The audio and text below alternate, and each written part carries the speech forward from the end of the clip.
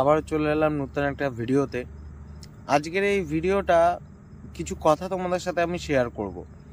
সেটা হচ্ছে, দেখো, তোমরা আমাকে দেখেছো হাসি মুখে ব্লগ করতে, হাসি মুখে নানানভাবে চলতে, বিভিন্ন জায়গায় ঘুরতে। দেখো, ঘুরতে কার না ভালো লাগে, ঘুরতে ভালোবাসি আমরা সবাই, কিন্তু কি বলতো, বাস্তব লাইফের সাথে চলা খুব কঠিন। তো কালকে থেকে ভাবছি দোকান খুলবো, দোকানটা মাঝে দিয়ে বন্ধ করেছিলাম, সেটাও একটা কারণ ছিল। সে কারণটা বলে দিচ্ছি। সেটা হচ্ছে, আমি পাপ্পাদিত্যর ওষুধ খাই। পাপ্পাদিত্য তোমরা বললে বুঝতে পারবে না, মেন্টালি সাইকিয়াট্রিস্টের একটা ওষুধ খাই আমি।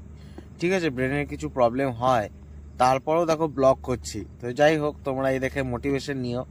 তো যাই হোক, তো এরপরে ভাবছি দোকানটা ওই জন্য করি এইভাবেই। কিন্তু কিছু মাঝে দিয়ে প্রবলেম হচ্ছিল যে দোকান একদমই খুলতে পারছিলাম না, দোকানে বসলে টেনশন হচ্ছে, কাস্টমার আসছে না, এইভাবে।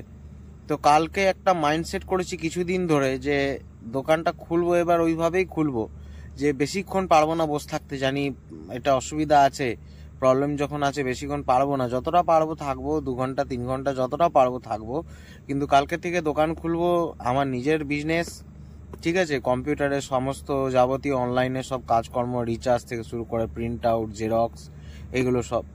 তো তোমরা একটু সাপোর্ট করো, এতটুকুই বলবো। তোমরা ভিডিওটা যদি দেখছো তো একটু সাপোর্ট করো, কারণ আমিও মনে সাহস নিয়ে নতুন করে দোকানটা খুলবার চেষ্টা করছি। এর আগে অনেকবার দোকান বন্ধ হয়েছে ঠিকই, কিন্তু কি বলতো, কালকে থেকে যেটা বসছি না, একটা নতুন মাইন্ডসেট করে বসছি। এরকম মাইন্ডসেট কখনো করে বসতে পারিনি। তো বহু কষ্টে হয়েছে এটা, কেননা নিজের ব্রেনের প্রবলেম, বুঝতেই পারছো, নানা রকম চিন্তা মাথায় ঘোরে। তো এর মধ্যে থেকে সে নিজেকে ঠিক করে সেটাকে খুলবার চেষ্টা করছি।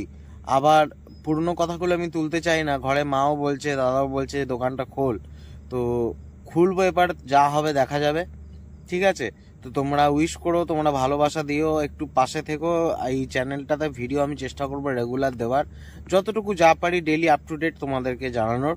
তো কালকে দোকানটা খুলছি, দেখা যাক কি হয়। কালকের ব্লগে তোমরা আবার দেখো যে কি হলো, আলটিমেট খুলতে পারলাম কি পারলাম না।